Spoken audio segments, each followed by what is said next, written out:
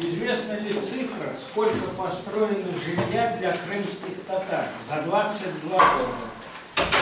Ой, ну, я вам хочу сказать, существовало две программы. Это одна программа ТИКа и государственная программа. Так, на скид я не готов сказать, ну, может быть, порядка около 1000, наверное. Ну, я просто говорю, около, наверное, 1000, что ли.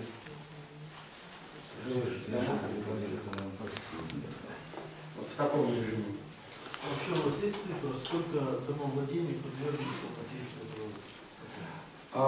Примерно есть порядка 60 000 домовладений. Ну, может быть, из них какой-то процент выпал, там кто-то сдал уже дома в эксплуатацию. Но это очень маленький процент. Это Бахняков? Нет, это по Крыму. Да. Потому что порядка 70 000 выделено жилья. Не жилья, а участков. Процент застроенности разный везде. Но он увеличивается с каждым годом, потому что более-менее люди начинают где-то находить работу, ну, социально-экономически поднимаются. Кто-то достраивает, кто-то начинает строить.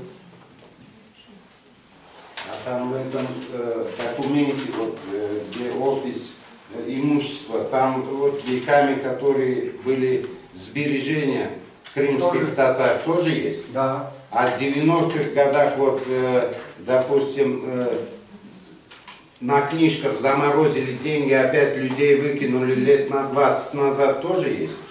Ну, эта опись проводилась 72-74 года. Ну, надо дописать.